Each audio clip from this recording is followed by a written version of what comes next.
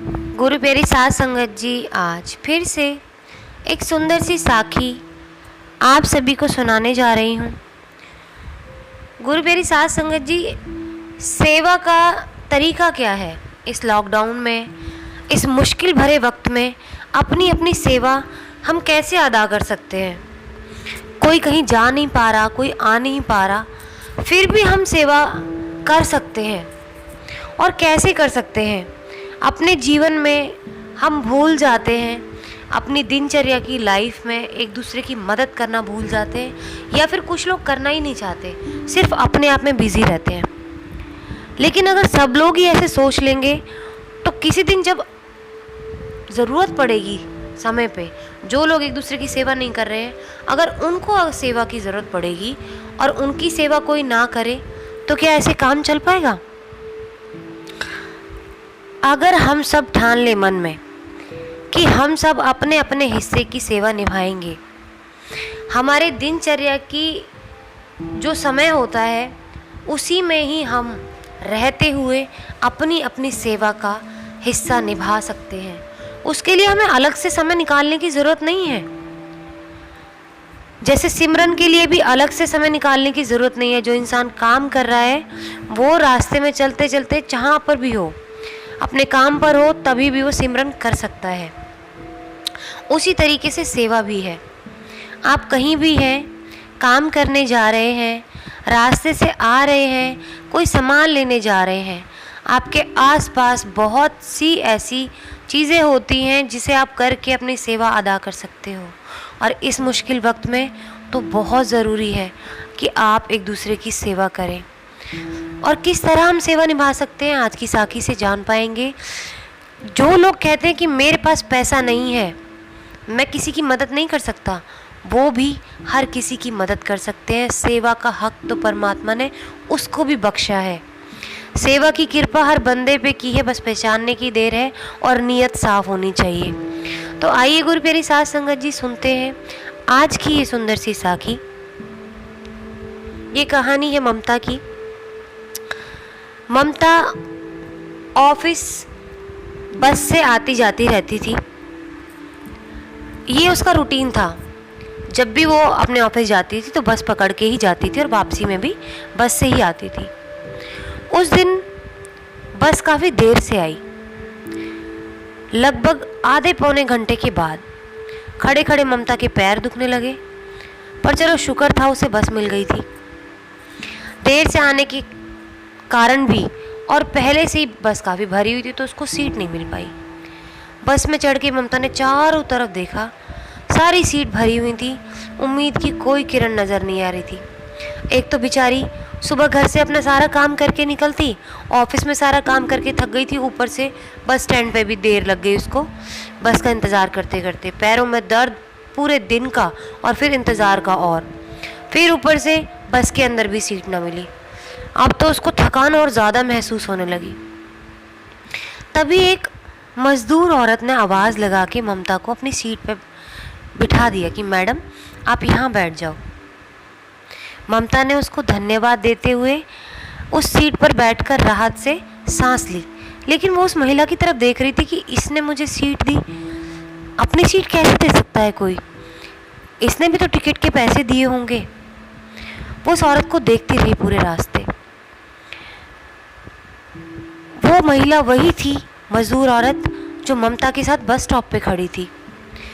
तब उसने उस पर ज़्यादा ध्यान नहीं दिया था, लेकिन हाँ, एक निगाह में वो उसको याद रह गई थी कि ये औरत वहीं खड़ी थी। कुछ देर बाद ममता के पास वाली सीट खाली हुई तो मजदूर औरत उस पर बैठी। मजदूर औरत बैठी तो उसके बाद क्या हुआ कि मजदूर औरत के पास ही दोबारा से एक बच्चा लेकर औरत खड़ी हुई थी। मजदूर औरत ने तुरंत, जब भी बैठी ही थी उस सीट पर, तुरंत उसको देखा और उस बच्चे वाली औरत को अपनी सीट पर बिठा दिया। वो मजदूर भीड़ की धक्का मुक्की सह रही थी, एक पोल को पकड़ के खड़ी थी। थोड़ी देर बाद एक बुजुर्ग आ गए। सीट बिल्कुल उसी के पास थी, मजदूर के पास, लेकिन उसने बैठना उचित न समझा। उसने कहा, बाबा आप इस सीट पर बैठ जाओ। क्योंकि जो बच्चे वाली औरत थी अगले स्टॉप पर उतर गई थी और उसी स्टॉप पर वो बुज़ुर्ग बाबा चढ़े और उन बुज़ुर्ग बाबा को देख के मज़दूर को दया आ गई। उसने अपने ऊपर दया नहीं की, अपने बारे में नहीं सोचा। ये सारा नज़ारा ममता चुपचाप देखती रही, लेकिन अब उससे रहा ना गया। उसने उस मज़दूर औरत से पूछा कि बहन, मैं तुझे जब से देख रही हूँ, हम खुद जब से सीट पाने की तलाश में थे कि हमें सीट मिल जाए, और तूने अपनी पाई हुई सीट हम सबको दे दी, ऐसे गंवा दी। क्या तूने टिकट के पैसे नहीं दिए थे? उस मज़दूर औरत ने कहा, मैडम, मैंने टिकट के पैसे पूरे दिए थे। माना मैं गरीब ज़रूर हूँ, मेरे पास देने को कुछ नहीं है किसी को, मैं भी थकती हूँ। आपसे पहले से स्टॉप पर खड़ी थी, आप तो मेरे बाद में आई थी। मेरे भी पैरों में दर्द होने लगा था क्योंकि सारा दिन मजदूरी जो करती हूँ, मेरे शरीर में इतना दर्द हो रहा था मैं आपको बता नहीं सकती। लेकिन जब मैं बस में चढ़ रही थी तो आप धीरे धीरे कदमों से चल रही थी, तो मुझे आपकी तकलीफ़ का अंदाज़ा हो गया कि आपके पैरों में दर्द हो रहा है। मैंने आपके दर्द को अपना दर्द समझा कि जिस तरह मुझे दर्द हो रहा है, इन बहन जी को भी दर्द हो रहा होगा, इसलिए मैंने अपनी सीट आपको दे दी। फिर अगली वो बच्चे वाली महिला आई, वो बेचारी गोद में उस बच्चे को उठा के खड़ी थी, उसको भी दर्द हो रहा था और उसका बच्चा रोए जा रहा था, इसलिए उसका हक मुझसे ज़्यादा बनता था उस सीट पर। और बुज़ुर्ग बाबा को खड़े रहते मैं कैसे देख सकती थी, इसलिए मैंने उनको वो सीट दे दी। मैंने उस सीट के बदले में कितने ढेरों आशीर्वाद पाए हैं, शायद आपको अंदाज़ा नहीं है। कुछ देर का सफ़र है मैडम जी, सीट के लिए क्या लड़ना, वैसे भी सीट तो बस में ही रह जाएगी, इसको घर तो लेके जा नहीं सकती मैं ठहरी ईंट गारा ढोने वाली। मेरे पास क्या है, न दान करने लायक धन है, न कोई पुण्य कमाने लायक करने को कुछ। मैं तो अपने बच्चों का ही जैसे तैसे पेट भरती हूँ सारा दिन मजदूरी करके। मेरे पास तो इतना समय भी नहीं कि मैं अलग से किसी की सेवा करने जा सकूं। हाँ, रास्ते से कचरा हटा देती हूँ। कभी मेरे सामने कचरा आता है तो मैं उस कचरे को हटा देती हूँ, किसी से पैसे नहीं मांगती उसके। जानती हूँ कि ये म्यूनसिपैलिटी वालों का काम है, सफाई कर्मचारियों का काम है, लेकिन जब मैं कचरा देखती हूँ तो मैं उसको हटा देती हूँ। रास्ते में कोई पत्थर देखती हूँ तो उसको बटोर देती हूँ। मैं ये इंतज़ार नहीं करती कि ये मेरा काम नहीं है, जिसका काम है वो आके करेगा। कभी कभी कोई पौधा लगा देती हूँ या बस में अपनी सीट दे देती हूँ। यही है मेरे पास, यही करना मुझे आता है। गुरु प्यारी साध संगत जी, मजदूर औरत ये कह के मुस्कुरा के चली गई, लेकिन ममता को आत्ममंथन करने पे मजबूर कर गई। ममता को उसकी बातों से ऐसी सीख मिली कि हम कुछ बड़ा नहीं कर सकते तो समाज में एक छोटा सा दिखने वाला काम तो कर सकते हैं, जिसको हम नज़रअंदाज कर देते हैं। हमारे आसपास ऐसा ही होता है। हर कोई इंसान कहता है ये मेरा काम थोड़ी ना है, ये उसका काम है, वो आके कर लेगा। अभी भी इस मुश्किल वक्त में हर कोई, जितने भी लोग सेवा कर सकते हैं, जो इस लायक हैं, वो सेवा नहीं कर रहे हैं, लूट रहे हैं लोगों को।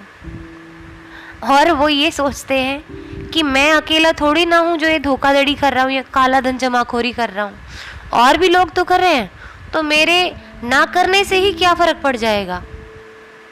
यही गलत सोच है।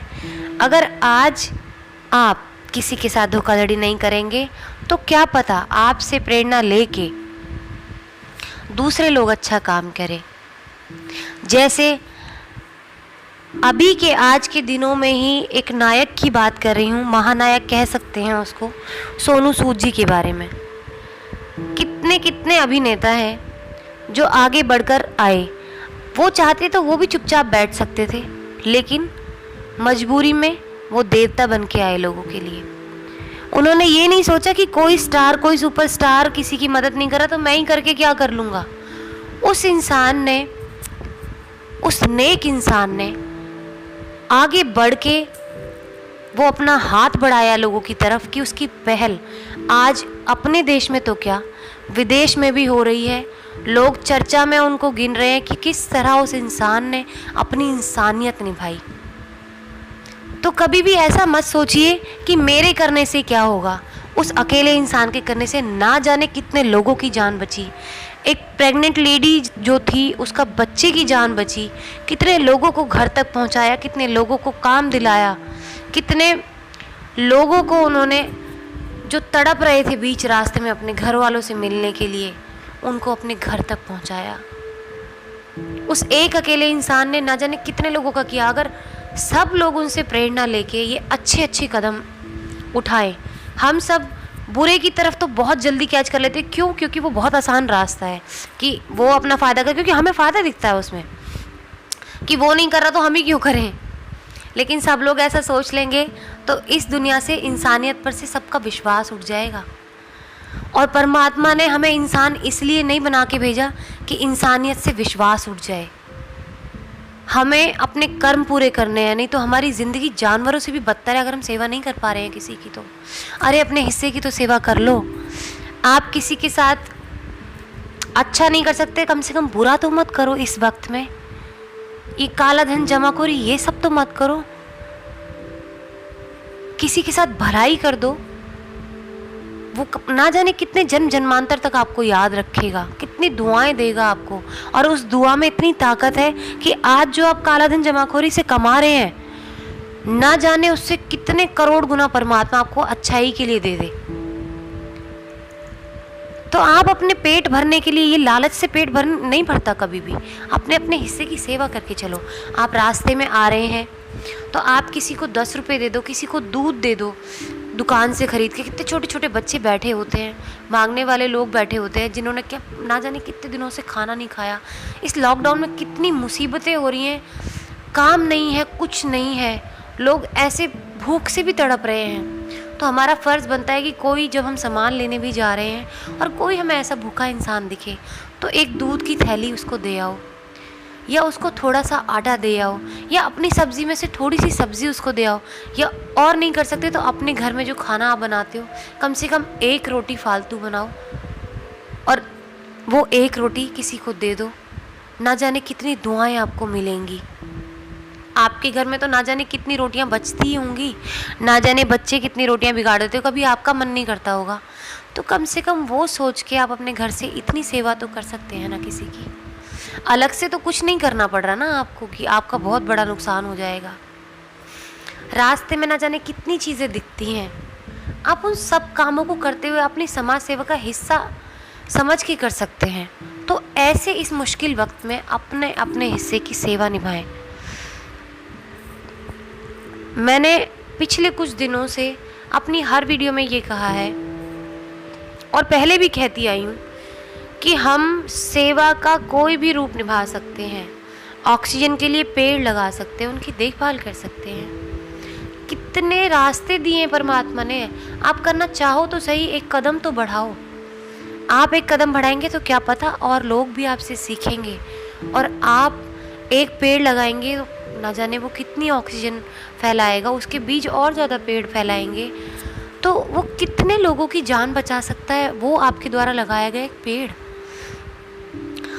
तो इस समय, इस मुश्किल वक्त में अपनी अपनी सेवा ज़रूर निभाएं, सबसे प्यार करें, हर मानस को परमात्मा का अंश समझते हुए और अपनी जिम्मेदारी समझते हुए सेवा का हिस्सा निभाते चलें। जब वो एक मज़दूर औरत निभा सकती है तो हम नहीं निभा सकते क्या? तो गुरु प्यारी साध संगत जी, आज इसी के साथ इस सुंदर सी साखी को यहीं समाप्त करना चाहूँगी। इस मुश्किल वक्त में एक दूसरे की आप हिम्मत बने, किसी की हिम्मत ना तोड़ें, बुरे काम ना करें। अभी भी वक्त है, अच्छा काम आज से भी शुरू कर सकते हैं। तो हर दिन नई शुरुआत। आज इसी के साथ विदा लेना चाहूँगी। जब तक के लिए सिमरन करते रहें, सच्ची सेवा करते रहें।